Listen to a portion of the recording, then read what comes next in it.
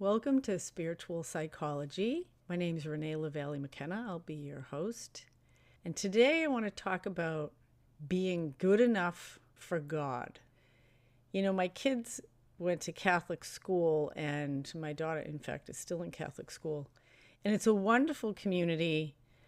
I love a lot of what happens in Catholic education for her. But one of the things that I've noticed is this uptightness that happens, particularly around church and any religious studies about being perfect. You have to be quiet in church, you have to dress a certain way, and certainly there's nothing wrong with that to some extent, or maybe there is, actually, because I think what it does is it instills the idea that we have to be good enough for God. That somehow, if we aren't dressed the right way, if we don't speak the right way or act the right way, that we'll be rejected or we're somehow being disrespectful to the divine. Certainly, there's something to be said for preparing yourself for ritual and dressing a certain way, more to set your own mindset for being able to be open. But a lot of what I have experienced in church is not about preparing the self. It's actually about preparing ourselves so that we look good enough for other people or that we appear good enough for God. And the problem with that is that there's some idea that we aren't okay the way we are. And that is not my experience. Almost all of the powerful spiritual experiences that I have had have happened at unexpected times, often when I'm in my worst, when I most need help. And that is when the goddess of my understanding, the life force that has created me as I am and continues to support me in all that I do, as it does with all of us, the breathing in and breathing out conversation that I'm continually having with life, it meets me in every single moment. And I don't need to prepare for it in any special way. In fact, sometimes being prepared for it in this more traditional, uptight, have to look a certain way or speak a certain way or act a certain way attitude keeps me from actually being open to receiving what I need in the deepest places, because it is my imperfections, it's my woundedness, it's the things I actually don't like about myself, the places that I'm weak and underdeveloped and insecure and challenged. That's where I really need help. If I'm covering those up, trying to look good for God, then the things that really, really need to be revealed, they're hidden. So I'm actually sometimes in preparing myself, I'm actually defending myself or blocking myself from what I actually need. I had a great experience. I had breakfast with a recovering drug addict just the other day. He told me this fabulous story. So he's been trying to get sober on and off for years. He's actually a meth addict and an alcoholic. He had a couple days clean from methamphetamine, and a series of circumstances happened, and he decided that he was going to call his dealer. So he called his dealer, and he went over to meet the guy, and they met out in a parking lot, and he got into the car, and he gave the guy the money, and the guy got out of the car, and he waited, and he waited, and he waited, and the guy didn't come back. He ripped him off, basically. He stole his money. Like another good drug addict, he stole my friend's money, and he didn't come back. What Tom said was, it's funny because I didn't even get mad. I just thought, I guess this means I'm supposed to stay sober. And he ended up going to a 12-step meeting that afternoon instead of getting high. And he lost however much money he lost, but he was able to keep his recovery, and he actually has stayed clean since that day. We were talking about that's the grace of God and how God works in mysterious ways, how spirit works and meets us right where we are in infinitely creative ways all the time to give us often exactly what we need. That experience for Tom was a spiritual awakening for him, to realize that there was something that was doing for him what he couldn't do for himself, that he had set an intention to stay clean and he didn't have the individual strength to do it. And this is really what, for me, spiritual practice is about. It's about accessing power that we don't have access to ourselves. It's supplementing, adding to our own resources by being able to be willing and open and receive the universal life force that's all around us and always waiting to support us. As we continued the conversation, I was saying to Tom how, my experience is that when we set an intention, as he did, he set an intention that he wanted to stay sober. Once we set that intention, once we really, really ask for help, when we humble ourselves, and it's often when we're at our worst. It's often when we've had tremendous failure and we've come to the edge of all the light we know and all the smartness we can think of and every great idea that we have. It's often when we come to the edge of ourself and our own limitations that's when things will really change. Which is why this idea of being good enough for God, of trying to prepare myself and look a certain way and act a certain way, is actually like creating a mask. And my experience is that can actually serve the opposite purpose of allowing me to connect with the spiritual connection that I'm looking for. And it can actually block me from it because I'm in this kind of fake self and thinking I need to be a certain way or I should be a certain way. Whenever the word should comes up, all kinds of flags go up for me because generally should is somebody else's idea and it's not about who I really am.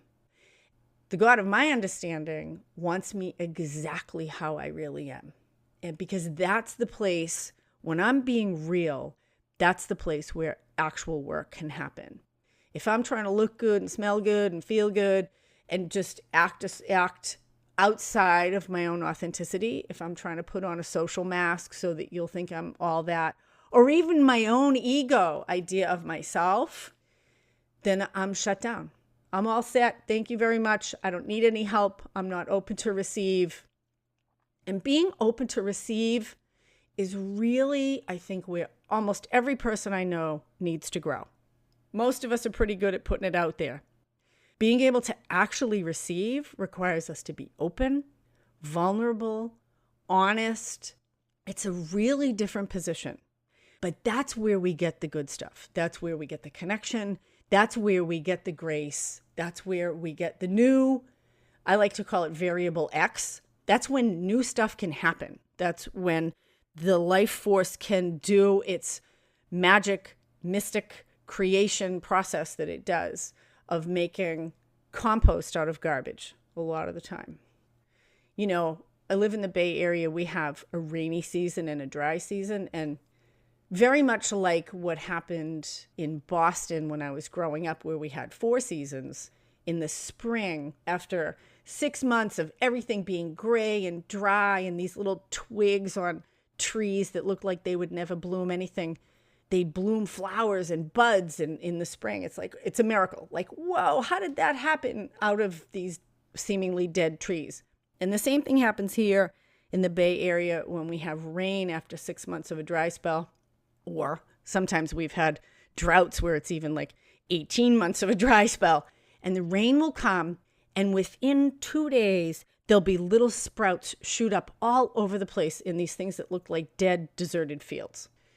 To me, that is a metaphor for what happens inside of us and in our lives all the time. That there are seeds under the surface that we can't see, and in the right conditions, with the right rain and the right sun, those things can bloom. We don't have to make that up. I didn't plant all those little seeds that sprouted a couple of months ago when the rain started, and I often have not planted the seeds that have grown in my own life. What I can do to water them and to provide the sun for them is I can prepare myself, not by dressing fancy and talking the right way, but by being open and honest and vulnerable, both within myself and with other people. And when I can be open and honest and vulnerable, then I can receive.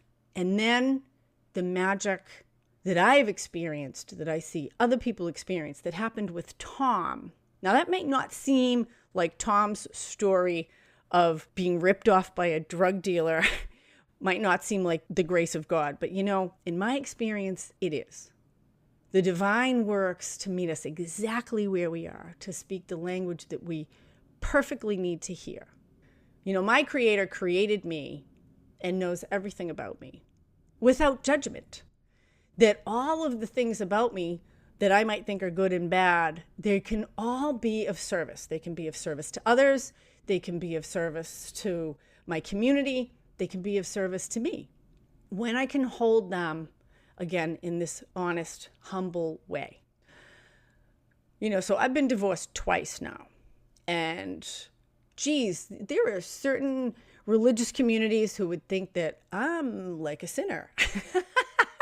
And maybe I am, but I have a lot of friends that are sinners too, so that's just fine. But my experience now is that being divorced twice is actually a gift that my experience, as unique and quirky and crazy as it is actually of service to people. I'm a therapist, and I have had a whole wave of people coming to me who are in very unhappy marriages, now looking for counsel in what to do, perhaps to leave or perhaps to do work within the relationship they have. And, I can be this really compassionate voice. I have a lot of experience in this. So my experience benefits others. In that way, there are no boundaries of what's good enough for God. The woman who saved my life in 1987 was a convicted felon. She had been a street prostitute for years.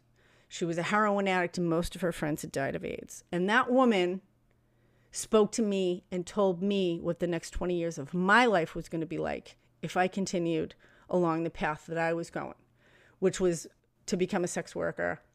I was already a drug addict. I was thinking about shooting heroin. And I definitely was going to go to prison for shoplifting because although I had been really good at it for a while, I was getting sloppy. She was exactly the right person at exactly the right time. If she had been a cleaned up, nice little Catholic girl, nothing wrong with Catholic girls. I have a nice little Catholic girl here. I can pass for one myself. But if she had been in any other form, I might be dead right now.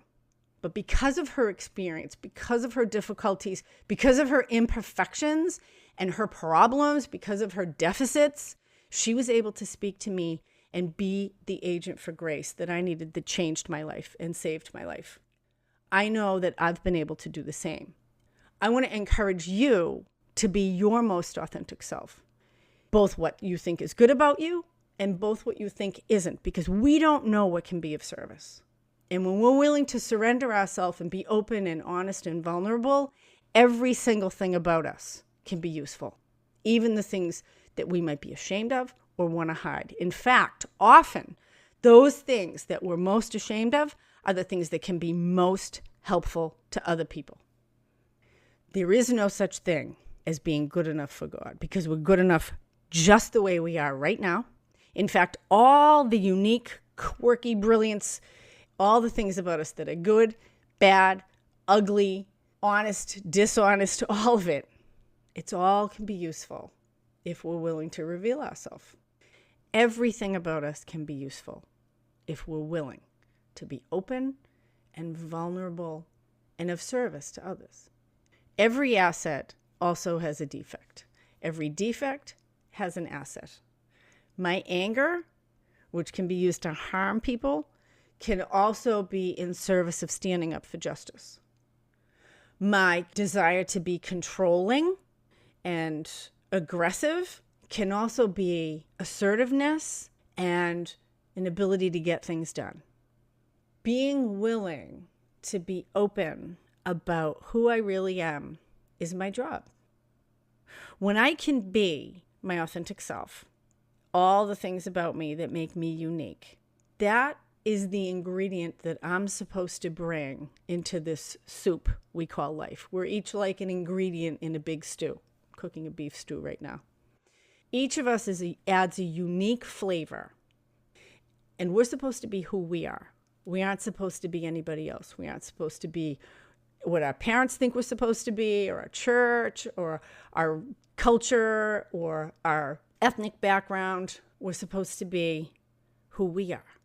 When I can most do that, I'm on my own path to joy and fulfillment, and I'm also, I believe, of maximum service to myself, to my higher power, and to others. So there's no such thing as being good enough for God, because you already are exactly how you are right now, today. So bring that into the world to the best of your ability, and blessings on your path. This is Renee McKenna. Until we meet again, this is Spiritual Psychology.